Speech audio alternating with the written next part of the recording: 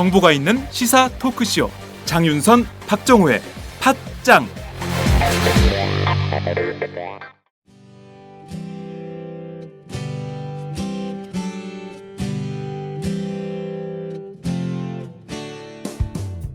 팟짱은 더 좋은 팟짱, 더 오래가는 팟짱을 만들기 위해 광고주를 기다리고 있습니다. 지금 전화주세요. 문의 02-733-5505, 내선 108번.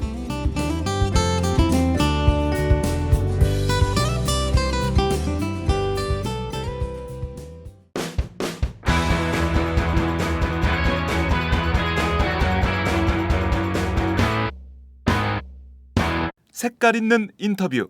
색깔 있는 인터뷰 시작하겠습니다. 내주 월요일 5월 30일은 20대 국회의원들이 처음으로 등원하는 날입니다. 국회의원 배지를 다신 분들은 특히 이제 초선 의원들의 경우에는 정말 한 걸음 한 걸음이 의미가 있는 날이 아닐까 싶기도 한데요. 등원이 임박한 요즘 새로 국회의원에 당선된 의원들은 어떤 고민을 하면서 어떻게 지내고 있을까요?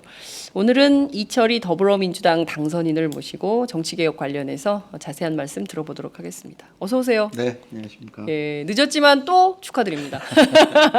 고맙습니다. 계속 축하받고 네, 계시죠. 네. 예, 가는 곳마다 처음 네. 만난 사람들은 다. 네. 예. 요게 이제 이번 주까지가 마지막이네요. 그 그런가요? 다음 주부터는 이제 의원님이 되시니까. 욕 먹을 일만 남은 거죠. 그렇죠. 이제는 욕 먹는 일이 훨씬 많아졌다.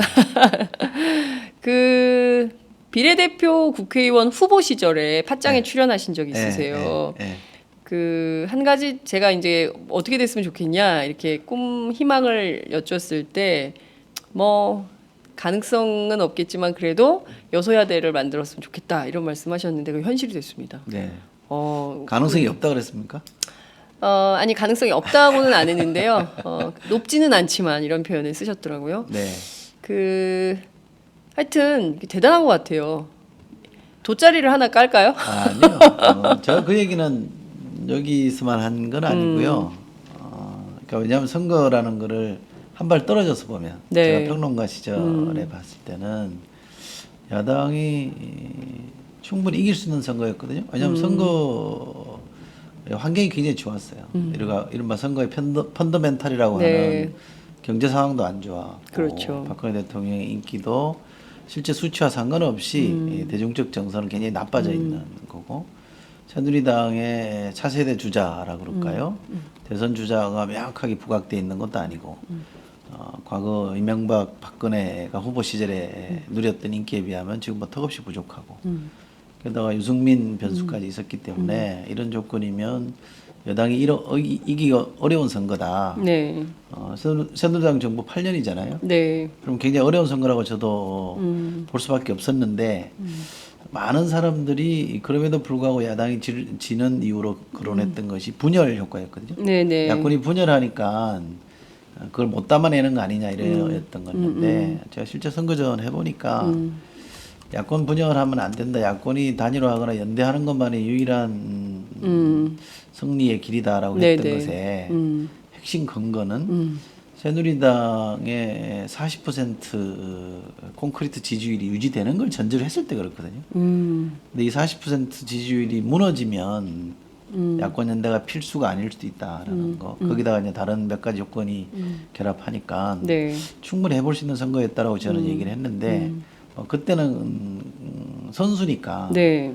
어떻게 해서든 그렇게 만들어 보고 싶은 열망도 있었고 또 가능성이 있으면 네. 끊임없이 그쪽을 한번 도전해 보는 거라서 네. 뭐 정확한 분석이라기보다는 기대가 좀 섞인 건 사실이었고요. 결과적으로 보니까 제가 새삼스럽게 느끼는 건데 우리 국민만큼 우리나라 민주주의 발전에 기여를 많이 하신 분은 없는 것 같아요. 정치 지도자들이나 정당이 한 것도 있겠죠. 그러나 중요한 선거 때마다 우리 국민이 집단지성으로 방향을 털어주시는 걸 보면 저는 정치인들이 여전히 국민을 못 믿고 있구나. 국민보다 어떻게 보면 판을 읽는 수준이 좀 떨어지는구나 이런 생각을 해서 이런 표현 써도 되는지 모르겠는데 좀 쪽팔렸습니다. 그런 표현 쓰면 안 돼요. 안 돼요? 좀 창피했습니다. 네, 네. 이제 좀 그 의원님이시니까 네, 좀 이렇게 격조 있게 해주시기 바랍니다. 말씀하신 대로 정말 우리 국민들이 집단 지성의 힘으로 방향을 제시한 것 같아요. 이를테면 수도권에서는 새누리를 심판했고 호남에서는 더불어민주당을 심판했습니다. 빵석이에요. 한 석도 없었어요. 그리고 이제 부산 경남 그리고 대구 경북에서는 후보가 좋다면 후보가 지역에 충실하고 선의를 많이 보였다면 길을 터주는. 그래서 어찌 보자면 1990년 민자당 합당 이후에 처음으로 균열이 생겼다. 이제 이런 평가도 나오지 않습니까? 자, 그 국민들이 제시한 이 방향을 좀 받아서 좀 이렇게 그 성과를 좀 내야 될 텐데요. 더불어민주당 총선 지난 지 지금 한 달 넘었는데 아직도 평가가 안 되고 있지 않습니까? 총선 평가요? 네. 평가하고 있습니다. 네, 그래요? 평가하고 있고요. 제가 내용을 다 공개를 할 수는 없습니다만 어떻게 평가를 하고 기자들한테 공개를 안 해요? 상당한 돈을 들여서 어. 선거 후 조사를 많이 했습니다. 네. 여론조사도 했고요. FGI도 했고 해서 거의 내부 평가는 거의 끝나가고 있는 상황이고요. 네네. 근데 이건 이제 공개할 일은 아니죠. 사실은. 새누리당은 공개도 하고 그러던데. 네, 좀 왜 졌는지를 따져보는 네. 것도 중요하고 또 왜 이겼는지도 중요한데 네. 사실은 이겼다고 말할 수 없잖아요. 저희가 결과는 이겼지만 네. 저희 조사해 보니까 야당이 잘해서 이겼다고 보는 사람들은 거의 없더라고요. 아 그래요. 예, 야당은 한 게 없다라고 보는 게 한 50% 정도 나오니까 예. 실제로 저희 실력으로 이긴 건 아닙니다. 그 점은 저는 분명히 저희가 알고 있는데 네네. 선거의 기본 이 다이나미즘을 좀 이해했으면 좋겠는데요. 이게 여야가 있잖아요. 예. 선거는 여당이 잘못하면 정권을 바꿔주고 다수당을 바꿔주는 게임입니다. 그러니까 여야를 동등하게 놓고 네. 어디가 더 낫냐를 보는 게 아니고요. 예. 선거는 기본적으로 집권하고 있는 세력에게 책임을 예. 우선 묻고 그 다음에 야당에게 대안이 될 만하냐를 따지는 게 선거의 기본 다이나미즘이거든요. 그게 기본 동학이에요. 네네. 그래서 과거에는 새누리당이 정말 못해도 세월호 참사가 나도 네. 메르스 사태가 나도 그 반사 이익조차 못 누리는 야당이라고 그랬잖아요. 네. 근데 이제 반사 이익은 누릴 수 있는 정도까지는 이제 대안으로 좀 부각이 돼 있는 것 같아요. 네. 인정을 받는 것 같은데 네. 그럼에도 불구하고 믿고 맡길 만한 세력이냐에 대해서는 아직까지 많은 분들이 불안해하고 의구심을 갖고 있기 때문에 그건 우리가 풀어야 될 숙제이긴 합니다만 네. 이제는 저쪽이 잘못한 거를 이쪽에게 뭔가 기대해 볼 만하다. 요 정도까지 가 있는 거는 저희들은 성과라고 보고요. 사실 선거라는 게 저희가 네. 당선자하고 당무위원 연석회의를 해보니까 네. 확실히 정당에게나 또는 정치인들에게는 선거에서 이기는 게 참 중요하더라고요. 이기니까 네. 어지간한 차이와 이 갈등은 잘 해결하고 또는 뭐 심지어 덮고 넘어가는데 요즘 새누리당 보세요. 난리죠. 별거 아닌 것 같고도 난리가 나는 거는 선거에서 지는 게 얼마나 정당이나 정치인에게 치명적인지를 새삼 깨닫게 해주는 것 같아서 제가 이제 술자리에서 새누리당 국회의원을 이러저러 인연으로 만나게 됐는데 네. 우리가 하도 선거에 많이 접어서 아는데 새누리당의 갈등은 내가 볼 때 아직 멀었다. 이제 시작이다. 이렇게 얘기했더니 더 심각해질 거다. 네, 표정이 안 좋아지더라고요. 네. 급 어두워져요. 실제로 저는 더 갈 거라고 보고 저희도 마찬가지예요. 저희가 만약에 국민의 저희에게 기회를 줬다면 네. 이 기회를 살릴 수 있는 마침표라 그럴까? 1단계 마무리는 내년 대선에서 끝나거든요. 하나의 과정이에요. 지금부터. 네. 예. 이 선거가 다 끝난 게 아니잖아요. 예. 그렇게 보면 저희가 해야 될 숙제가 굉장히 많은데 네. 다행히 저희 당 지도부가 네. 그 숙제를 잘 알고 있어서 예. 오버하지 않고요. 우리가 뭘 해야 되는지는 정확하게 알고 있는 것 같다. 문제는 여기서 이제 인식은 돼 있는데 네. 결과를 만들어내는 정치력을 발휘해야죠. 그러니까요. 근데 그 앞서 이제 저는 그 진행되고 있는 줄 몰랐는데 FGI나 이런 것들을 통해서 조사해 본 결과 야당이 한 게 없다라고 답변한 응답률 저 50%가 된다는 것은 50%가 넘었다는 거잖아요, 그죠? 안 넘었습니다. 한 50%좀 안 됩니다. 안 넘었어요? 네.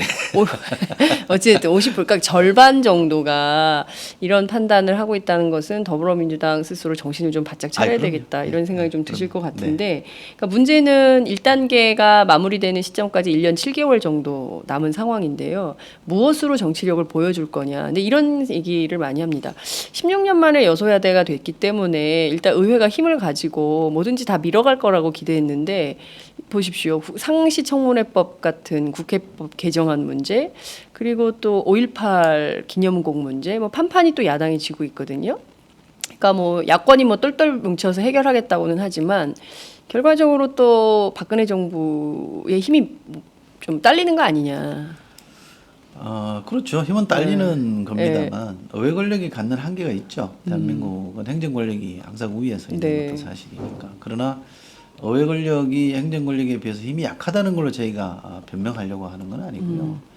박근혜 대통령이나 새누리당 아직 뭐 정신을 못 차리고 있는 것 같습니다만 네. 박근혜 대통령이나 여권 핵심부는 원래 4.13 이전 그러니까 세월호 참사 났을 때 지방선거라든지 네. 조금 더 거슬러 올라가면 2012년의 대선 같은 예. 그런 구도를 복원해 보려고 하는 것 같아요. 그러니까 저희가 볼 때는 2012년 12월 19일의 대선과 네. 2016년 4월 13일의 대선은 민의가 많이 다르게 표출된 거거든요. 저희는 4월 13일 선거로 드러난 민심에 충실하려고 애를 쓰는 거고 네. 박근혜 대통령은 12월 19일, 2012년에 12월 19일 모델로 돌아가려고 자꾸 하는 거예요. 그러니까 자꾸 싸움을 걸고 도발하는 겁니다. 이게 좀 사실 싸울 일이 아니거든요. 네.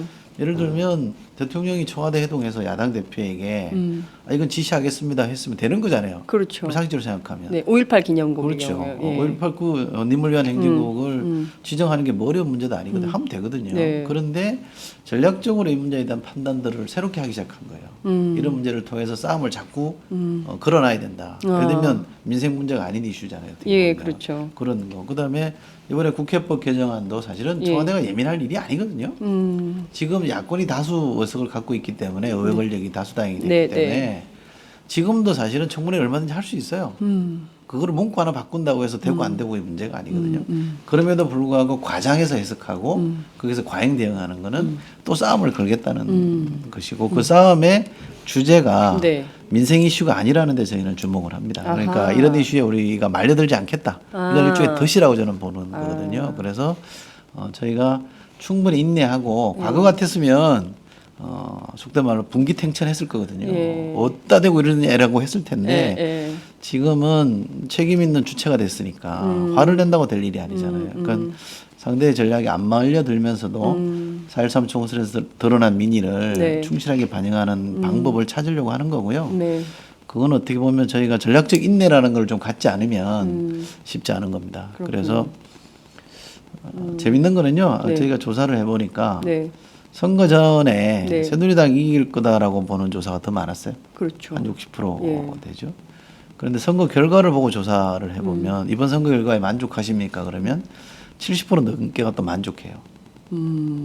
이번 선거 결과에 대해서 예. 많은 분들이 찍든 안 찍었든 어느 당을 찍었든 동의하고 있다는 거거든요. 네. 그럴 필요가 있으라고 생각한 거란 그렇죠. 말이죠. 그러니까 권력이 한쪽이 일방적으로 독주하는 것에 대해서 국민들이 전부가 불편했던 거죠. 그렇죠. 그래서 저희는 20대 국회 시작하자마자 이미 네. 뭐 사실상 시작된 거 아닙니까? 그렇죠. 그러면 초반에 저희 당이 주도해서 어젠다 세팅을 어떻게 하느냐가 굉장히 저는 중요하다고 생각합니다. 이게 와닿는 문제, 유권자에게 국민에게 피부에 와닿는 문제, 먹고 사는 문제에서 뭔가 뭐 싸움이 벌어지고 논란이 벌어지는 거는 지켜볼 거라고 생각하는데 그렇지 않은 문제 가지고 지나치게 과하게 싸우는 것에 대해서는 저는 국민들이 반대할 거라고 보거든요. 저희가 님을 위한 행진곡이나 국회법 개정안이나 이런 것들도 다 놓치려고 하지는 않습니다만 기본적인 아젠다 세팅을 할 때 우리가 좀 주력으로 가야 될 것들은 먹고 사는 문제, 이 문제, 사회경제적 어젠다에 집중할 거라는 말씀은 저희가 다시 한번 드립니다. 네. 굉장히 중요한 포인트를 말씀해 주셨습니다. 국민들은 이런 생각도 있거든요. 박승춘 국가보훈처장 해임과 관련해서 국회가 결의안을 낸다고 했지만 또 그 언제 되는 건가 아직 속도가 안 나네 뭐 이런 생각들 그리고 국회법 개정안과 관련해서도 우상호 원내대표가 그거 우리가 요구한 법안도 아니다. 뭐 꼭 굳이 청와대에서 제2 요구가 온다고 해서 뭐 제2에 못 걸고 그럴 일 아니다. 이제 이런 주장을 통해서 왜 저러지 이렇게 생각했는데 실제로 전략적 포인트가 거기가 아니라고 보시는 거군요. 그래서 이것은 박근혜 정부의 덫이다. 그렇죠. 그 덫에 말려들지 않겠다. 그러면 20대 국회에서 먹고 사는 문제, 민생 문제로 드라이브를 걸겠다는 말씀이신데 구체적으로 어떤 이슈들이 있을까요? 지금 저희들이 공약한 것도 네. 있잖아요. 예. 대표적인 게 저희가 상당히 선거 때 이런 걸 공약을 해야 되는구나라고 절감했던 거 피부로 와닿았거든요. 반응들이. 네, 네. 그런 게 건강보험료 산정할 때 소득으로 이렇게 단위로하는 네, 거 네. 산정 기준을 워낙 복잡하게 해놨잖아요. 네. 그걸 좀 단일하게 소득으로 단일화하자는 방안이라든지 기초연금을 정액하자라는 거든지 연기금의 공공투자를 좀 늘려보자라든지 네. 그렇게 해서 저출산 문제도 해결하고 청년 실업 문제라도 좀 도움이 되게 하자라든지 이런 것들은 상당히 먹혔거든요. 뭐 이 표현이 먹혔다 그러면 좀 유권자를 대상으로 하는 것 같아서 죄송스럽습니다만 네. 소구력이 있는 공약이었단 말이에요. 이런데 저는 집중해야 된다고 생각하는 네. 거고요. 게다가 아무도 모르게 이상하게 진행되는 구조조정 같은 문제도 예. 왜 당사자는 책임 안 지냐? 이 꼴이 된 데 대해서 왜 아무도 책임 안 지고 모든 책임을 노동자한테 전가하고 예. 본인들은 그냥 뭐 심하게 말하면 국고 지원 받아서 적당히 또 살아남고 네. 그런 것에 대해서 저희는 계속 지적을 하고 있는 문제고 가습기 살균제 문제 같은 것도 제가 이번에 와서 보니까 이번에 자세히 들여다보니까 네. 환노위 같은 데서는 야당이 줄기차게 주장했죠. 주장을 했던 건데 맞아요. 줄기차게 반대했던 정당이 새누리당이거든요. 이런 것도 사실 저도 몰랐을 정도니까 정치평론 한다고 하는 저도 몰랐을 정도니까 일반 국민들은 더 그랬을 거 아니에요. 실제 그죠? 정치부 기자들 사이에 그런 얘기도 있었어요. 장하나 의원은 왜 저것만 해? 그런 얘기도 하고 있어요. 근데 사실 그런 거 하나 매달려서 해주는 국회의원이 있고 없고는 차이가 크거든요. 네. 그러니까 장하나 의원 같은 분들이 많아야 되는 것이고 당장 언론에 기사화되는 이슈만 붙들고 늘어지고 네. 300명 국회의원이 또 야당 국회의원이 그것만 혈안이 돼 있으면 많은 걸 놓치게 되거든요. 네. 꼭 자기 아젠다로 붙들고 4년 내내 붙들고 가야 될 게 저는 있을 거라고 네. 생각하는데 그런 점에서 우리 당 국회의원들이 저는 19대 때 뭐 다 빵점이다 이렇게 말할 수 없다고 봐요. 그렇죠. 성적을 잘 매기면 네. 야당 국회의원들이 예. 그 이전보다 좋았던 국회의원들도 많았고 특히 새누리당에 비해서 훨씬 좋았잖아요. 그렇죠. 이런 성과들을 지금 다시 이렇게 차근차근 되짚어 보는 것들이 저는 중요하다고 생각하고요. 공약했으니까 끝났다 이렇게 가지 않고 살림살이와 관련된 문제들을 또박또박 이렇게 풀어내는 게 중요한데 문제는 다 꺼내놓고 보따리 풀듯이 다 꺼내놓고 이거 다 하겠습니다 그러면 안 네. 되잖아요. 그러니까 차근차근 이렇게 일이라는 건 순서를 정해서 가야 되는 것이고 또 저희 역량을 잘 타산해서 가야 되잖아요. 네. 역량 없는 할 수 없는 거를 막 과도하게 꺼냈다가 못하면 도로 저희들이 무책임해지게 되는 거기 그렇군요. 때문에 천천히 가려고 합니다. 네. 매일 팥짱과 함께하던 영한네이처 마카산삼. 한동안 뜸해서 궁금하셨죠? 그동안 마카산삼을 마카산삼 녹용으로 업그레이드했습니다. 페루의 마카, 우리나라의 산삼, 그리고 녹용의 완벽한 조화. 용량은 2배 가까이 늘었지만 가격은 그대로. 그 힘든 일을 영한네이처 마카산삼 녹용이 해냈습니다. 팥짱 제작진도 사장님을 말렸지만 매일 팥짱을 들으며 나라 걱정하는 분들에게 꼭 보답하고 싶었다고 하네요. 포털 사이트에서 영한네이처나 마카산삼 녹용을 검색해주세요. 1일 2회 공복에 따뜻한 물과 함께 드세요. 팥짱도 마카산삼 녹용 먹고 대선까지 쭉 달리겠습니다. 영한네이처 마카산삼 녹용.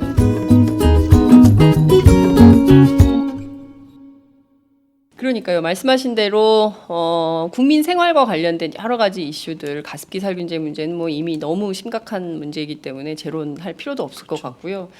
그리고 기초연금 30만 원 이거 꼭 돼야 된다고 생각하는 어르신들 되게 많으신 것 같아요. 이게 뭐 20만 원 그것도 뭐 소득 별로 주기 때문에 20만 원도 다 안 준다, 막 이런 불편함을 네. 호소하는 분들이 많기 때문에 이것도 모든 어르신들에게 준다면 그 자체로 젊은 사람들도 좋아할 것 같아요. 그럼요. 예, 용돈 부담이 줄어들잖아요. 그럼요. 예, 네. 그래서 이런 건 좀 했으면 좋겠다는 생각이 좀 들고 연기금을 공공기관 확대하는 거, 투자 확대하는 거 이것도 꼭 필요하다. 김현명 교수께서 굉장히 강조했던 이슈인데 정책적으로 하면 좋겠다는 생각이 좀 들고 또 정의당에서 내놓은 공약도 있잖아요. 5시 칼퇴근법 네. 일종의 이제 그 잡쉐어링 뭐 네. 이런 건데요.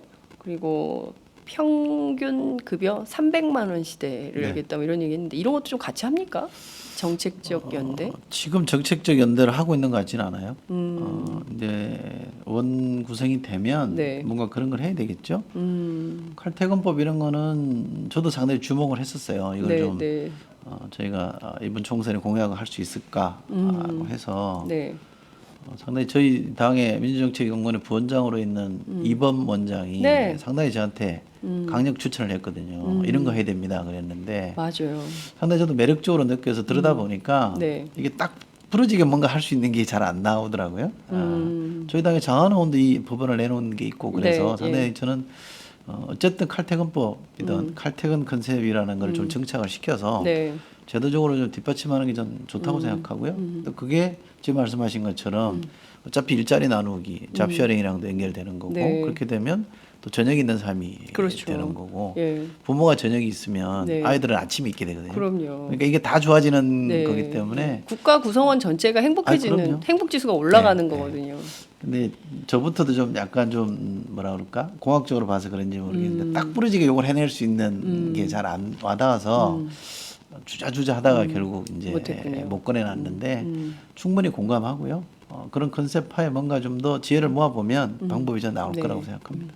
그러니까 국민의 생활을 삶의 질을 바꿔주는 정치를 이제는 할 때가 됐다. 그러니까 예컨대 그 김대중 정부 때 주 5일제 하냐 마냐 뭐 안 된다 된다 굉장히 말이 많았지만 결국 그게 정착이 되니까 국민들의 삶이 굉장히 많이 바뀌잖아요. 그렇죠. 그런 것처럼 5시 칼퇴근법이나 특히 이제 워낙 비정규직 노동자들이 많기 때문에 평균 임금 300만 원만 돼도 좋겠다고 그럼 뭐 최저임금 당연히 올라가는 거니까요. 근데 그런데 좀 공을 들여야 들어야죠. 근데- 야당 찍어준 맛이 좀 난다. 그럼 그거 해야죠. 뭔가 달라졌다는 걸 그렇죠. 보여주는 게 굉장히 중요한데 네.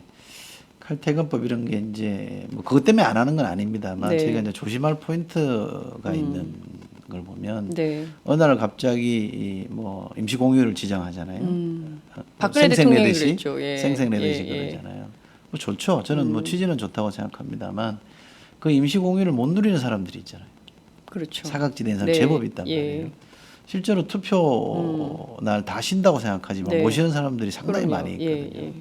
그런 점에서 칼퇴근법이라는 거나 칼퇴근 컨셉이 정착이 되면 자칫 정규직이나 대기업에 있는 분들만 혜택을 누리고 그 부담이 정규직이나 임시직으로 비정규직이나 임시직으로 또는 알바나 이런 걸로 또 재생산될 수도 있고 그쪽이 확대될 수도 있기 때문에 그 점을 또 고려해야 될 게 또 있습니다. 그러니까 네.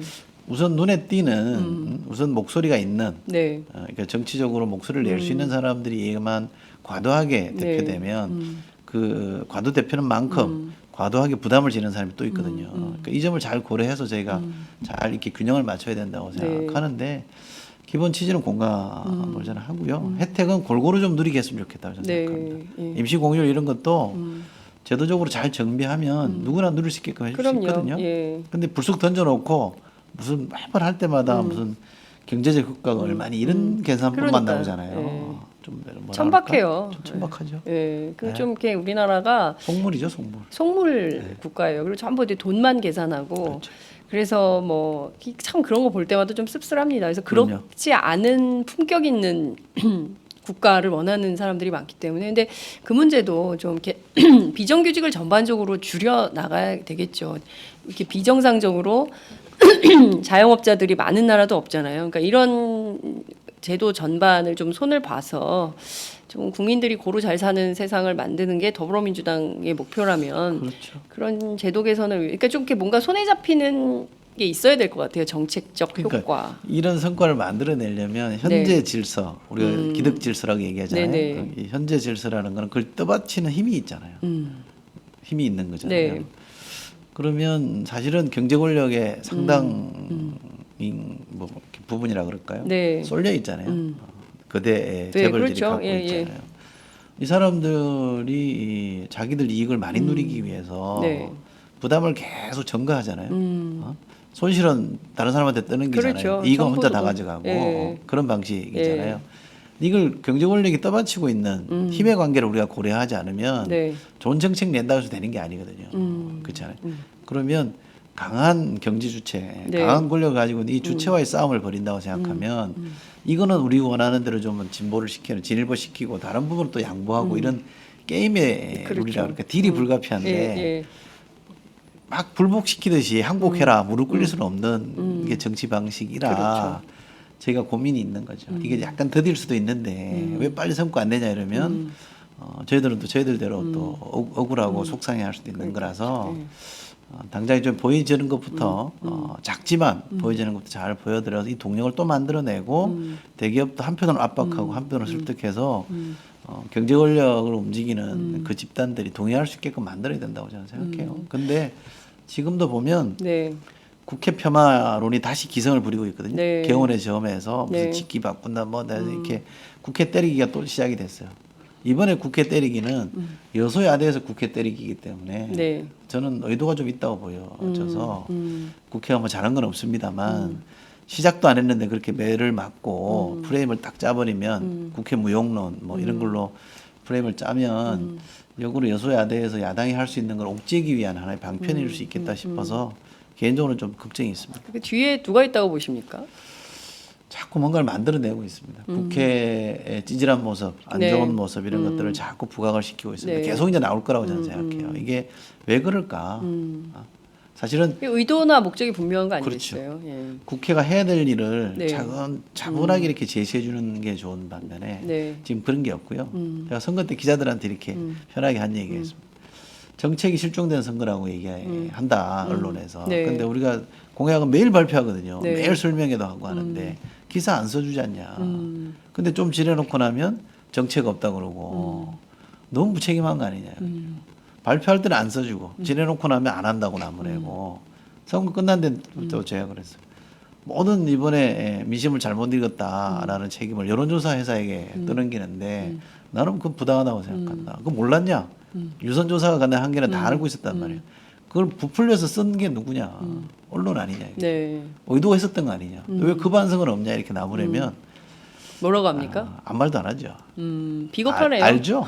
아는 거죠, 사실은. 네. 아는 거. 예를 들면 반대로 생각해 보세요.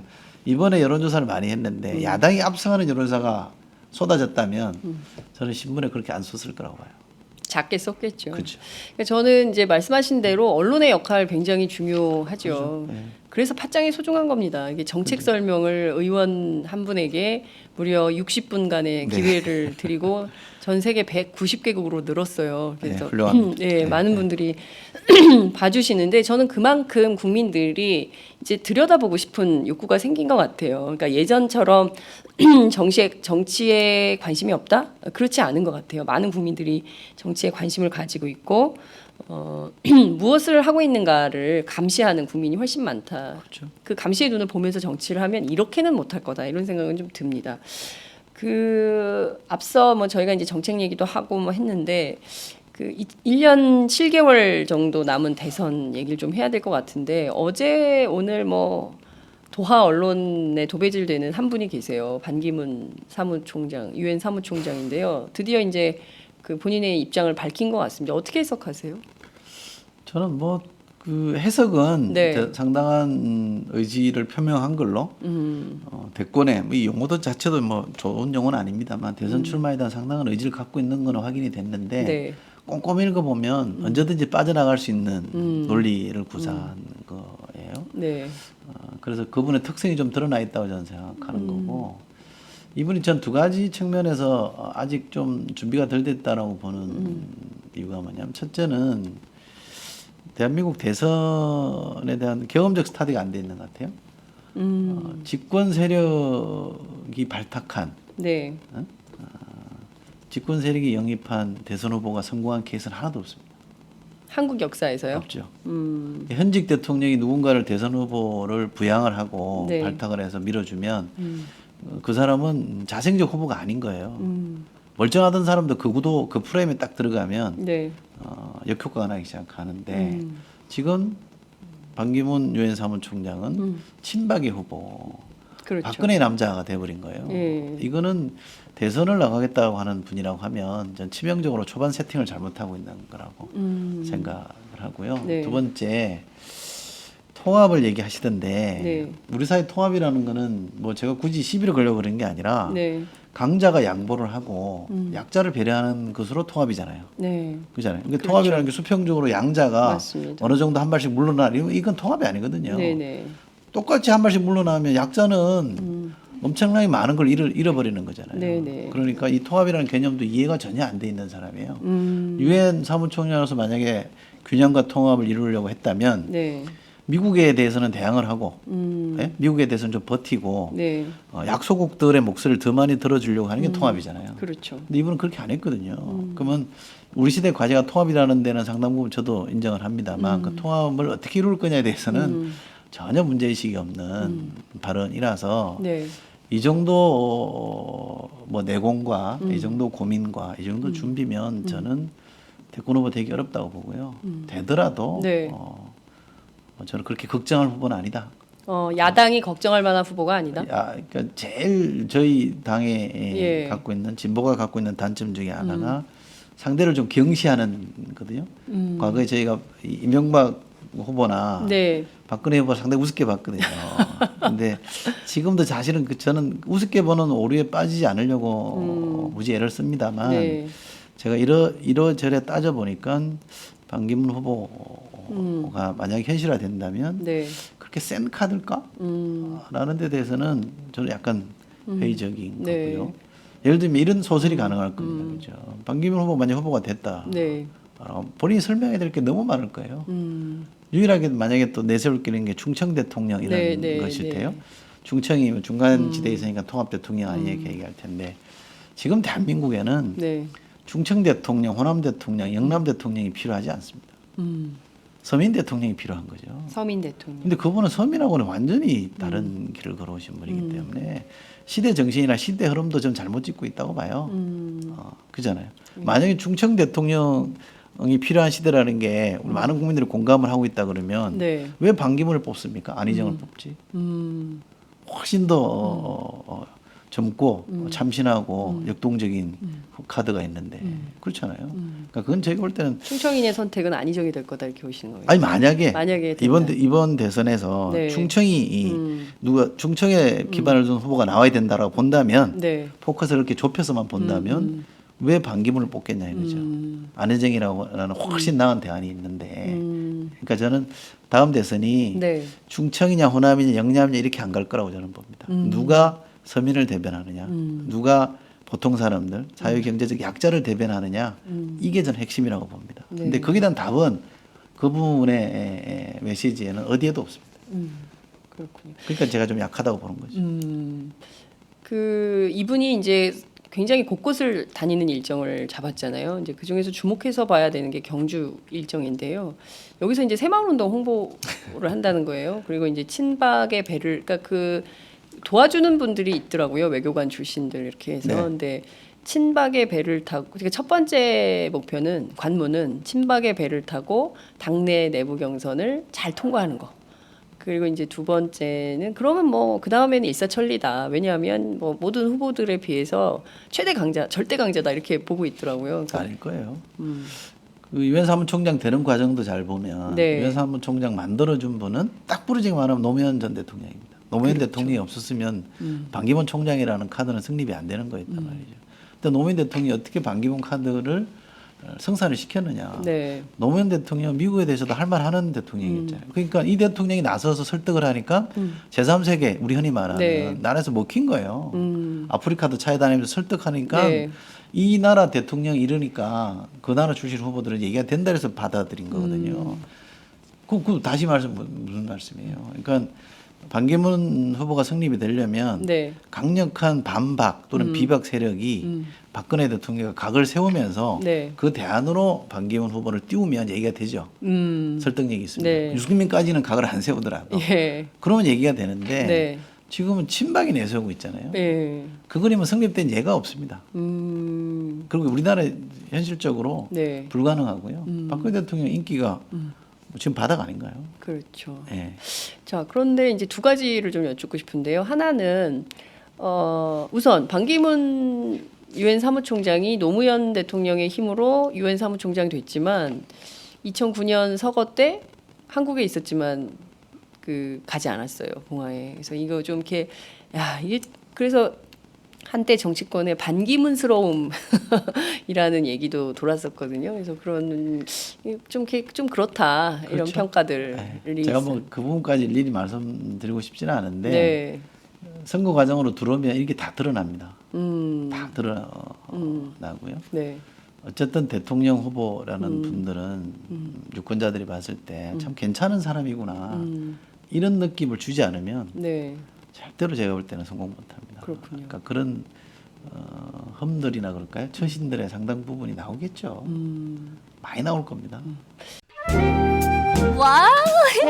거래처 노총각 김대리 드디어 장가간대요. 축하 화한 보내야겠어요. 어디로 꽃 주문할까요? 꽃 주문은 꽃주문닷컴이지. 꽃주문닷컴요? 그럼 우리나라에서 축하화한, 근조화한 잘 만드는 꽃집이 다 모여 있어. 가격, 품질, 배송 전부 다 꽃주문닷컴. 전화번호부터 적어도 1544-6430. 꽃주문닷컴은 언제나 좋은 상품과 정확한 배송으로 소비자의 만족을 추구합니다.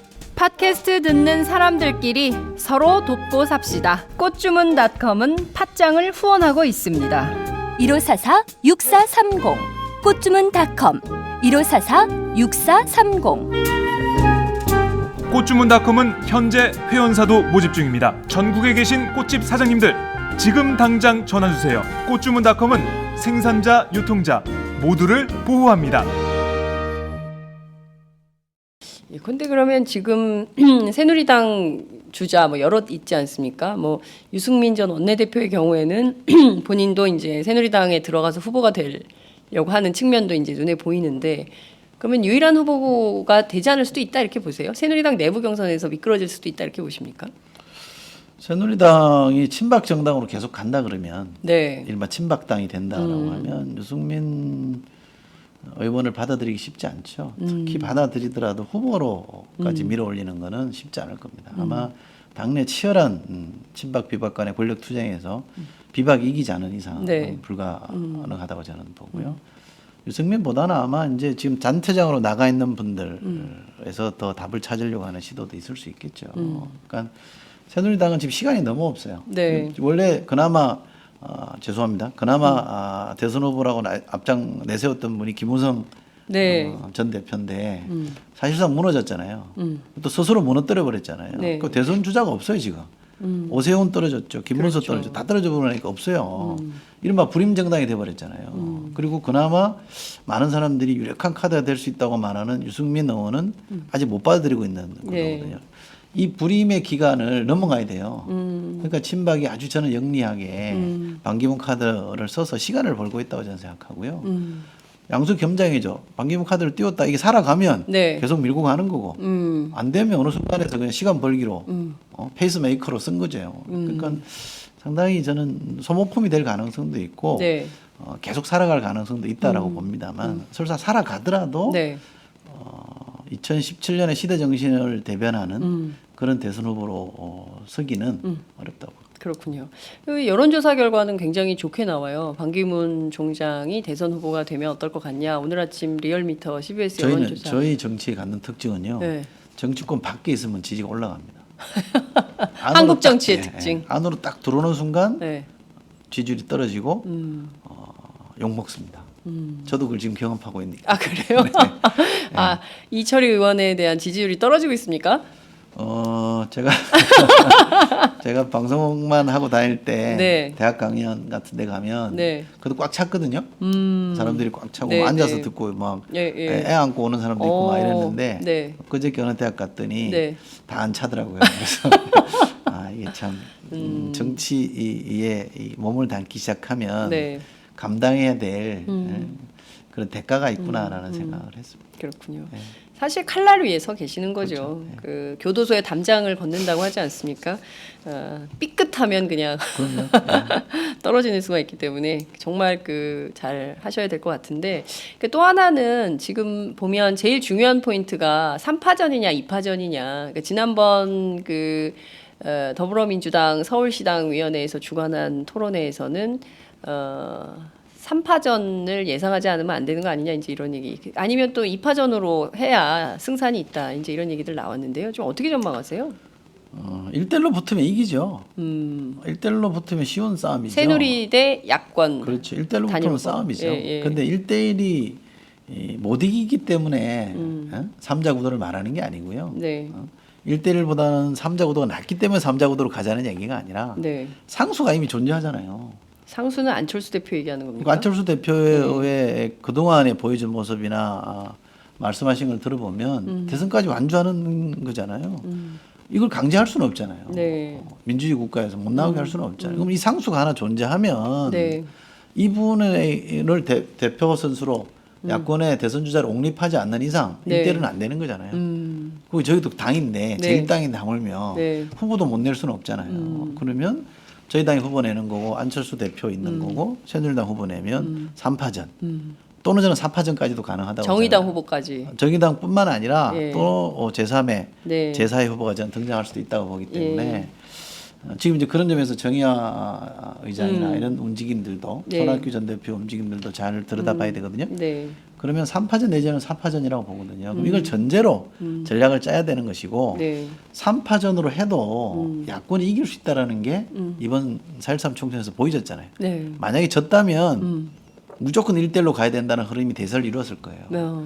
총선에서는 3파전으로도 여소야대가 돼버렸기 때문에 네. 무조건 단일화 하자는 논의가 설득력 있게 좀 어려워져 있거든요. 그래서 저는 3파전을 전제로 네. 전략을 짜는 게 맞는 것 같고요. 그게 또 잘 되면 시너지 효과도 납니다. 야권의 이른바 마켓시어가 늘어나서 네. 순기능도 할 수도 있고요. 네. 그래서 어느 순간 뭐 잘하면 단일화하거나 연대할 수도 있는 그림도 네. 나오잖아요. 그러면 이번에도 우리 대통령 우리가 이기고 다음 네. 대선도 이기고 준비된 후보들이 너무 많이 있어서 네. 잘하면 20년 집권도 가능하거든요.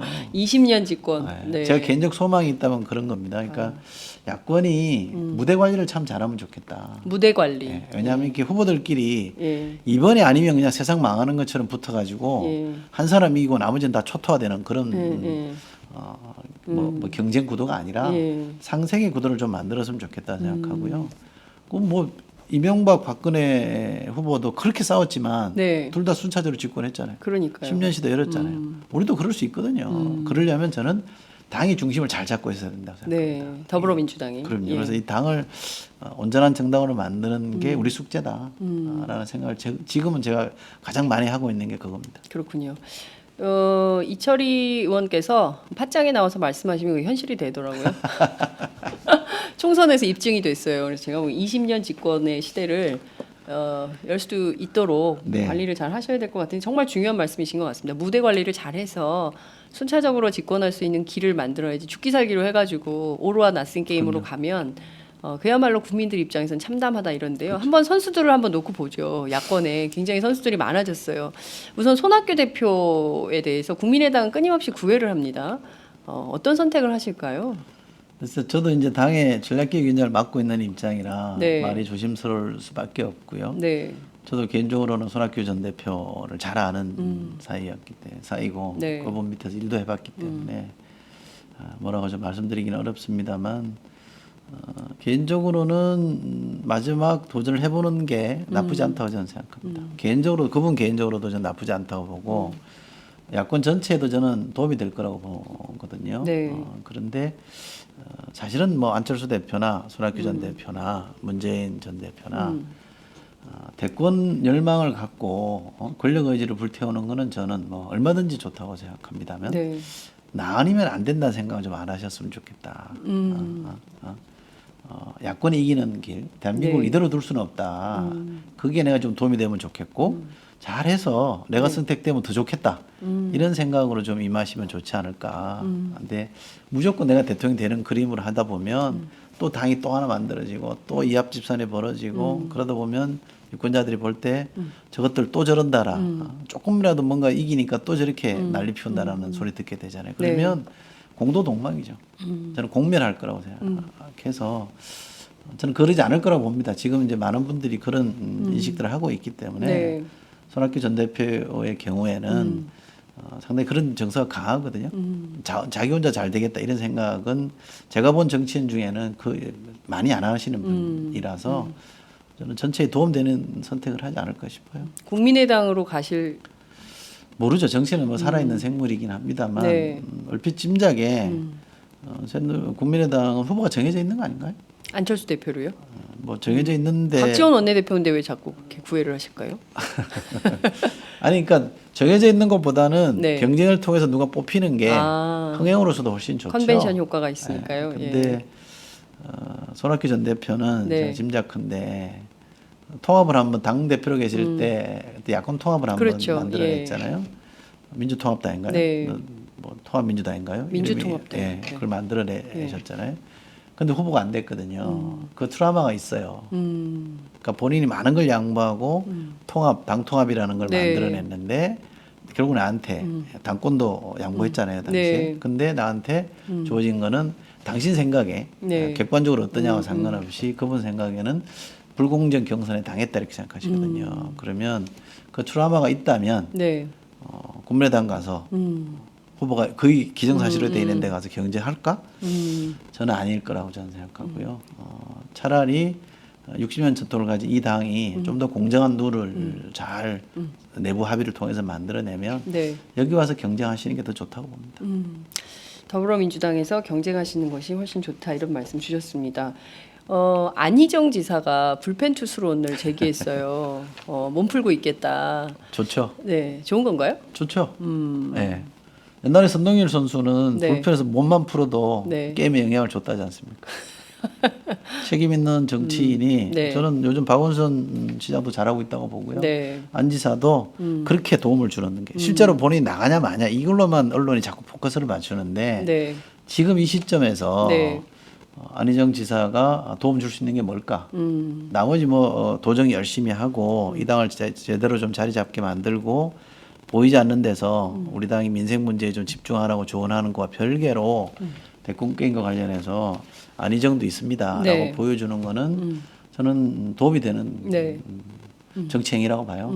그래서 개인적으로는 안희정 지사의 정치력이 정말 많이 이렇게 올라가 있구나라는 생각을 했습니다. 정말 잘하고 있다 이런 평가를 잘하고 하시는 있는 거군요. 거죠. 네. 근데 본인은 너무 정치화돼 있어가지고 당분간 인터뷰를 자제하시겠다고 저희가 저희 방송에 좀 나오시라 그랬더니 네. 당분간 못 나온다고 하셔가지고 고민입니다. 박원순 시장은 뭘 잘하고 있다고 보시는 거예요? 목소리 어떤 이제 측면에서? 분명하게 내고 있잖아요. 네. 예, 근데 반기문 총장에 대한 입장 이런 거 그러니까 얘기하시는 뭐 건가요? 본인이 어떻게 생각하든 객관적으로는 대선 주자의 일인이잖아요. 네네. 대선 주자의 반열에 올라와 있으면 네. 우리 사회 현안에 대해서 목소리 내는 게 맞다고 저는 생각합니다. 물론 시장이라는 자리 때문에 네. 정당 대표처럼 할 수는 없습니다만 그래도 본인이 관심을 갖거나 굵직굵직한 사안에 대해서는 자기 목소리를 분명하게 내야 되는 거거든요. 그렇군요. 그냥 뭐 나쁘게 말하면 시장직 열심히 하고 있다가 네. 대선주자들이 다 자빠지면 다 안 되는 카드로 검증이 되면 나서겠다. 이거는 권력 잡는 방식은 아닌 것 같고 지금처럼 제한적으로 네. 뭐 이렇게 잘 선택해서 자기 목소리 내는 건 좀 필요하다고. 그렇군요. 결과적으로 보자면 이번 전당대회를 통해서 뽑히는 지도부가 이제 대선 관리를 하게 되는 건데요. 8월에서 9월 사이에 한다고 돼 있는데 8월에 합니까? 9월에 전당대회요? 네. 아직 언제 날짜가 안 잡혔습니다. 그러니까요. 언제 그건 언제 뭐 정합니까? 제가 결정하는 게 아니고요. 전당대회 준비위원회라는 게 있습니다. 예. 흔히 전준이라고 하는데요. 큰 틀에서는 이제 당선자 총회에서 네. 날짜 범위를 준 거죠. 구간을 8월 말 네. 9초 정도로 네. 해라 이렇게. 8말 9초. 네. 예. 그러면 그 안에서 어떤 날이 좋겠다는 거를 전준이가 특정을 하는데 대개 보면 네. 정치적 의도 없이 날짜를 잡는데 행사장이 빌려지는 거에 따라서 날짜가 장소 섭외가 되는 대로. 되는 경우들이 많이 있죠. 그렇군요. 장소 섭외가 언제가 되는지 저희가 좀 보도록 하겠습니다. 네. 오늘 정의화 국회의장이 전 국회의장이네요, 이제. 아직 아니죠? 예, 아니죠. 29일까지죠. 29일까지네요. 네. 아직은 남았네요. 네. 이 참 19대 국회 길어요. 오늘 하죠. 오후 4시에 국회 헌정기념관에서 새한국의 비전, 새한국의 비전을 출범을 합니다. 많은 여권 인사들이 참여를 하는데 이른바 앞서 말씀하신 대로 새누리당이 친박당으로 기어이 가겠다고 한다면 이른바 중도 우파 정당을 새롭게 구성하는 차원에서의 새로운 정당 출연의 가능성에 길을 열었다 이렇게 그렇죠. 보는데요. 그분도 대선 출마하실까요? 우연히 당선자 신분으로 이제 국회에서 이렇게 지나가다가 네. 만났어요. 원래 알던 사이니까 덕담을 해주시고 가던데 네. 내가 이제 떠나려고 하니 이 맹장이 들어와서 든든합니다 이러고 이제 덕담해 주시고 가셨는데 저한테 뭐 상당히 호의를 갖고 계신 분이 사이니까 그런 건데 네. 저는 그분의 역할이 저는 있을 거라고 생각해요. 근데 이건 제 욕심인지 모르겠습니다만 네. 새누리당이 좀 외람된 편으로 만약에 가능성입니다. 철저한 친박당으로 자리매김 된다면 또 하나의 가능성으로 국민의당이 철저히 친한당으로 자리매김 된다면 새로운 당이 만들어질 여건은 생기는 거죠. 그렇잖아요. 새누리당도 마음을 못 두겠고 국민의당도 아닌 것 같고 네. 하면 이제 우리 당으로는 주저주저하는 사람들이 뭔가 대안을 찾으려고 할 거거든요. 네. 이게 우리 당이 굉장히 좀 잘해야 되는 대목이라고 생각합니다. 우리 당은 누구누구의 당이 되지 않고 네. 정말 괜찮은 정당, 네. 공당이 되면 대중정당 또는 국민정당이 되면 네. 저는 정의와 같은 분도 우리 당으로 올 수 있다고 생각합니다. 더불어민주당이에요. 네. 이 당이 누구누구의 당이 아닌 네. 지금보다 더 공당과 넓은 대중정당으로 국민정당화 된다면 네. 저는 그 두 정당이 닮지 못하는 사람들이 이 당에 와서 네. 한국 정치를 바꾸자 이럴 수도 저는 있을 거라고 생각하고요. 쉽지는 않을 겁니다만 저희 당으로서는 그런 그릇이 되는 노력을 저는 해야 된다고 생각합니다. 그러니까 그분들이 저 당 가서 뭔가 해보는 게 한국 정치를 바꾸는 길이 될 수도 있겠구나. 네. 저 당이 열려 있구나. 내가 저 당 가면 내 몫을 할 수 있겠구나라는 정당으로 네. 그렇게 큰 그릇으로 우리가 탈바꿈하는 노력을 계속하면 저는 가능할 거라고 봅니다. 그래서 그런 노력을 하면 그분들도 합칠 수도 있고요. 물론 그분들이 안 합칠 수도 있을 거라고 봅니다만 그와 상관없이 우리는 네. 그런 당이 되는 노력, 더 큰 정당이 되는 노력을 계속 저는 해야 된다고 생각합니다. 스펙트럼을 굉장히 넓히는 거 아닙니까? 아니죠. 저희가 사실 좀 자신 있게 말할 수 있는 건 뭐냐면 저는 네. 사회 경제적 어젠다라 그럴까 이슈에서는 굉장히 진보적이고 네. 어떤 경우는 좀 레디컬한 거죠. 경제민주화가 한국 사회에서 굉장히 레디컬하게 보이는 거잖아요. 거기에 대해서는 저희 추도 양보할 생각 없습니다. 먹고 사는 문제에 대해서는 저희가 상당히 이 진보적 해법을 저는 써야 된다고 생각하고 이미 네. 그거는 대중적 합의가 있는 거 아니냐. 네. 그리고 그렇죠. 보수적 해법은 이미 안 먹히잖아요. 네. 이미 다 실패한 거 아닙니까? 네. 그러면 새로운 해법을 써야 되는 것이고 그것을 진보적 해법이라고 명명한다 그러면 저희들은 뭐 거부할 일이 아무것도 없는 거죠. 그러나 그렇지 않은 다른 분야도 있는 거죠. 그러니까 좋은 정치라는 거는 진보적 해법, 보수적 해법, 중도적 해법 이걸 영역별로 나눠서 잘 믹싱해서 네. 잘 균형감 있게 쓰는 게 중요한 것이지 하나의 교재에 딱 얽매여가지고 모든 네. 거를 진보의 틀로 딱 이렇게 재단할 필요는 저는 없다고 생각해서요. 이게 뭐 중도 노선이냐 저는 그렇다고 보지 않습니다. 지금 유권자에게 네. 국민들 삶에 부합하는 정책이 뭐냐 라만 그 기준으로만 따지면 네. 중도냐 진보냐 보수 이건 별로 중요하지 않다고 저는 생각해요. 그러나 제 판단으로는 그런 잣대를 가지고 판단했을 때 최소한 네. 먹고 사는 문제에 있어서만큼은 상당히 진보적 해법을 우리가 추구할 수밖에 없다. 그건 분명합니다.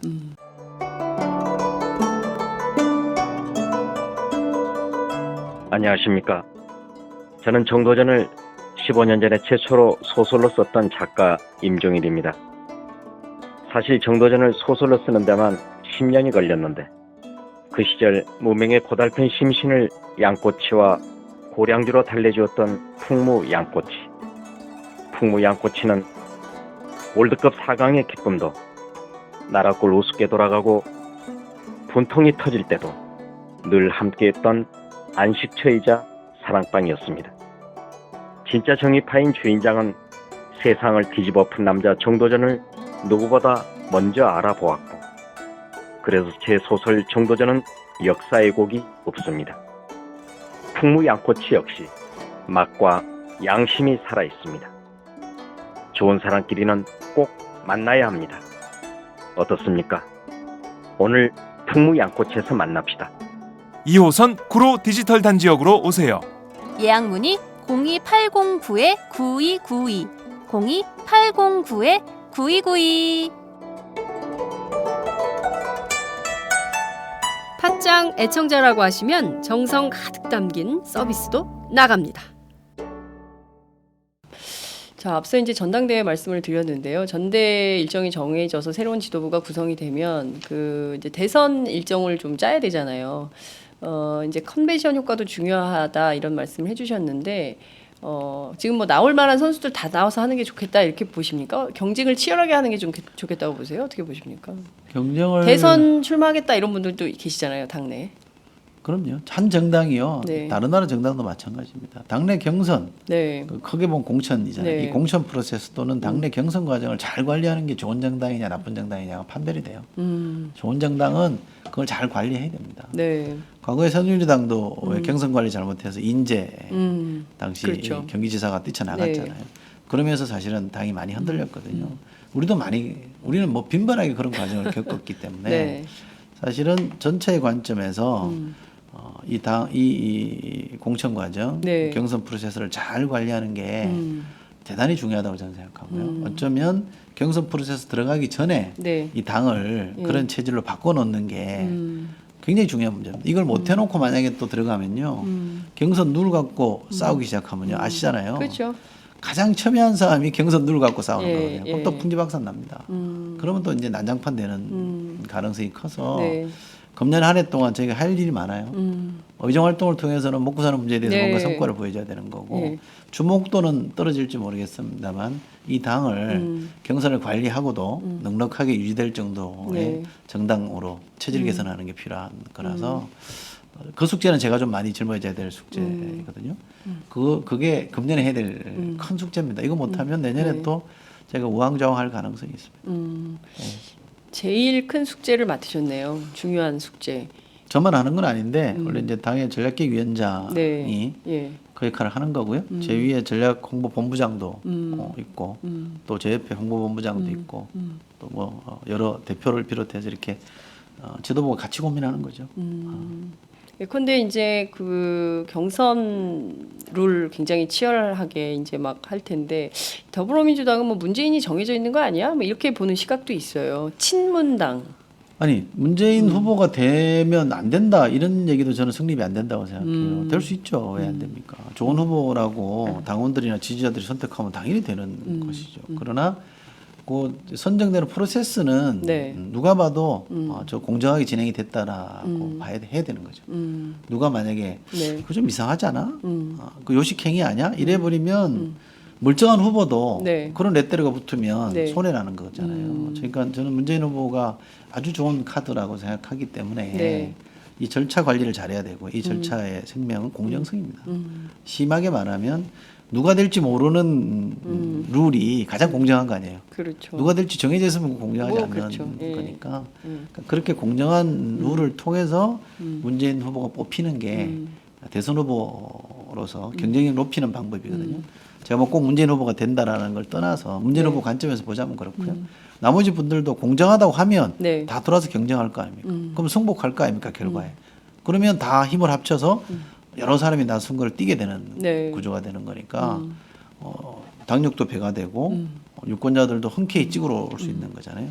그게 저는 중요하다고 보는 겁니다. 그게 이제 당의 몫인 거라서 아마 저는 문재인 후보든 또 다른 후보 누구든 네. 지금 그게 제일 중요하다는 건 다 알고 있을 거예요. 그걸 잘못 관리하면 네. 본선에서 더 데미지가 커지기 때문에 승패를 좌우할 수도 있다고 저는 생각해요. 네. 그러니까 그건 다 저는 공감하고 있을 거라고 생각합니다.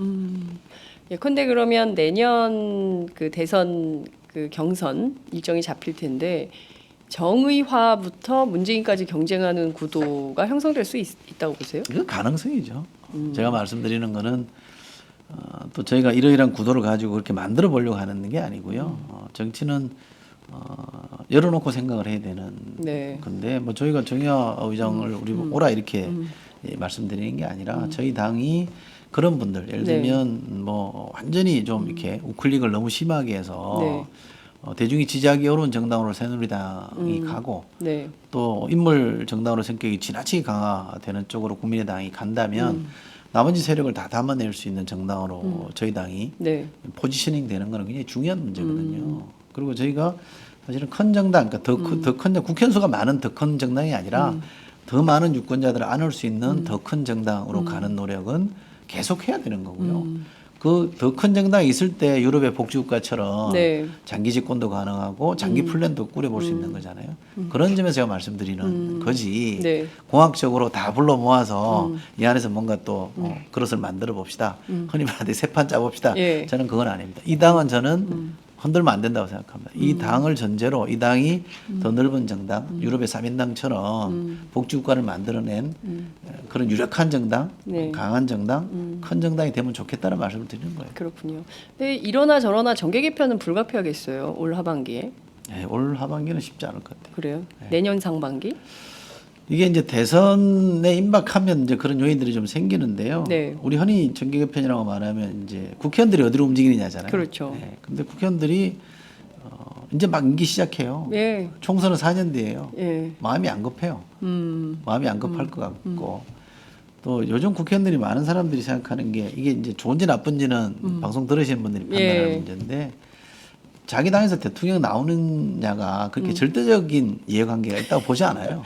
2012년에도 그랬어요. 그렇죠. 예. 네. 그러니까 그것보다는 내 재선이 더 중요하다고 그렇죠. 보는 게 많이 지금 공통적인 생각이라서 저는 국회의원들이 섣불리 움직일 것 같지는 않습니다. 또 그래서도 안 되고요, 사실은.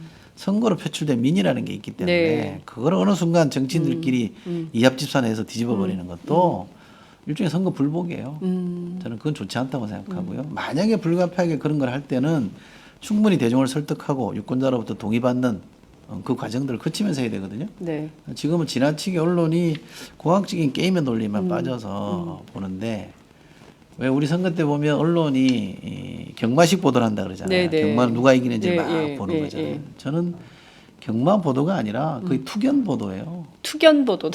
누가 이기냐가 아니라 누가 어디를 물고 뜯고 있고 어디가 더 험하게 싸우는지를 보는 투견 보도랑 똑같은 투견 중계예요. 이거는 경마 중계가 아니라 예. 저는 그렇게 하면 안 된다고 생각합니다. 언론이 국회도 또는 여야 정당들이 민의에 충실할 수 있게끔 잘 옆에서 이렇게 박수도 쳐주고 가이드를 해줘야 되는데 네.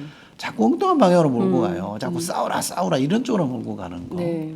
그 자꾸 당신들은 조롱의 대상이다라고 해서 길을 죽이려고 하는 거잖아요. 저는 이건 좋지 않다고. 그렇군요. 아, 투견 중계. 정말 그 기성 언론들이 좀 되돌아보고 반성해야 될 대목 아닌가 싶습니다. 여하튼 이제 내주 월요일 국회 시작을 하게 되는데요. 상임위는 정하셨어요? 저는 법사위를 가려고 신청을 했습니다. 네. 1번 법사위. 3지망까지 쓰잖아요. 근데 뭐 1번으로 해주시겠죠. 아, 그래요? 오. 그 인기 있는 상임위도 아니니까. 왜요? 그래도 근데 법사위는 주로 이제 그 법조인들이 많이 가기도 하는데. 저는 비법조인이 많이 가야 된다고 생각합니다. 아, 법사위에. 한국 사회를 움직이는 법조 네트워크가 네. 저는 뭐 좀 문제가 있다고 좀 생각하는 편이고 네. 노 대통령께서도 노무현 대통령께서도 로스쿨 제도를 도입한 거 그것 때문에 그런 거잖아요. 네. 그럼 비법조인이 좀 많이 들어가야 되고요. 노회찬 의원이 그러더라고요. 네. 처음 국회의원 됐을 때 법사위를 갔는데 국정감사 같은데 하러 뭐 네. 검찰청에 이렇게 가면 마치 홈커밍데이 같더라는 거예요.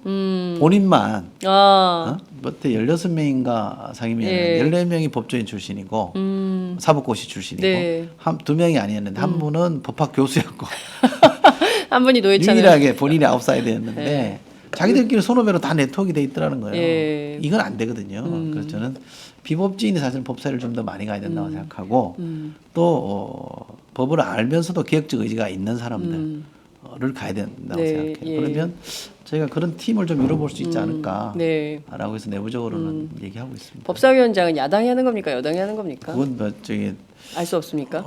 원구성 협상은 제가 잘 모르는 영역이고 그건 뭐 법사위는 저는 놓칠 수 없는 거 아니냐 싶어요. 왜냐하면 야당이 과거에 새누리당이 법사위원장 예. 할 때 지금 창원시장 하시는 안상수 시장이 법사위원장을 예. 했었거든요. 제 기억에 아무것도 안 됐거든요. 야당이 법사위원장 지고 털어버리는 우리가 법사위원장 할 때는 안 그랬습니다. 사실 해줄 거 해주고 이랬는데 네. 그래서 이게 법사위원장이 중요하죠.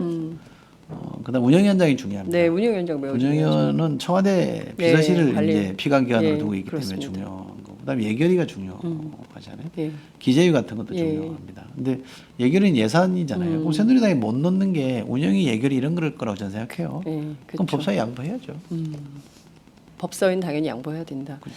그렇죠. 이제 법안 심사 사실 이제 법은 야당이고 예산은 여당이고 그런 거 아니겠어요? 그러니까, 협상은 잘 모르지만 제 생각만 좀 말씀드린 겁니다. 그러니까요. 주로 네. 이제 그렇게 협상을 하기 때문에 원 구성 끝내 어떻게 되는지 저희도 한번 지켜보도록 하겠습니다. 아메리카노 한 잔 이제 사줄까요? 아니면은 아메리카노 뿌리면 어떡하지? 예, 끝으로 이제 개원 등원 앞두고 계시기 때문에 어떤 마음으로 국회 의정 활동하실지 끝으로 한 말씀 듣겠습니다. 어디 가면 제가 요즘 뭐 어떤 자리들이 많이 있으니까 한마디 하라 그러면 공통적으로 하는 얘기가 그렇습니다. 제가 지역구를 한사코 안 나가겠다고 한 이유가 있습니다. 지역구 분들은 지금도 사실 바쁘거든요. 지역구 인사 다녀야 되고 네. 지역구 일들 인터뷰를 못 해요. 인터뷰를. 행사가 많아요. 예, 행사 근데 때문에. 비례는 그런 부담이 없잖아요.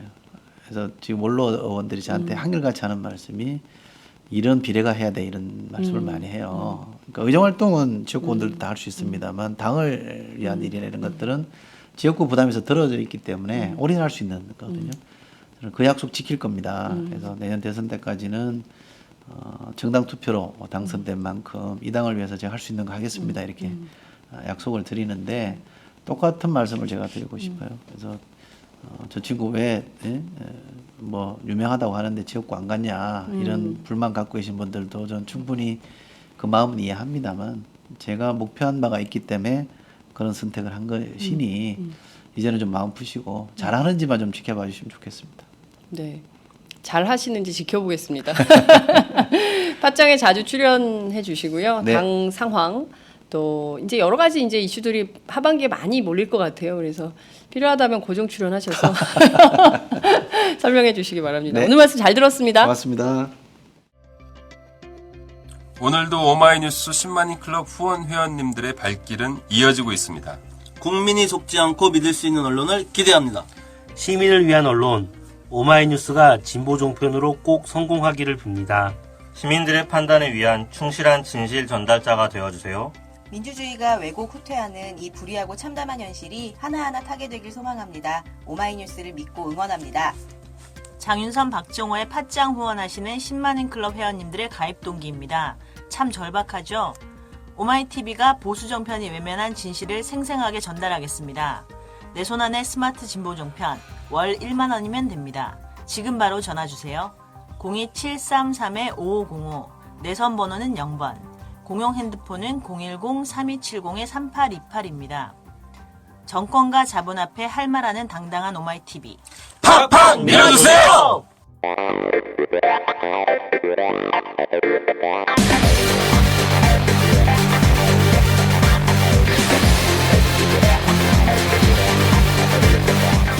정보가 있는 시사 토크쇼 장윤선, 박정호의 팟짱.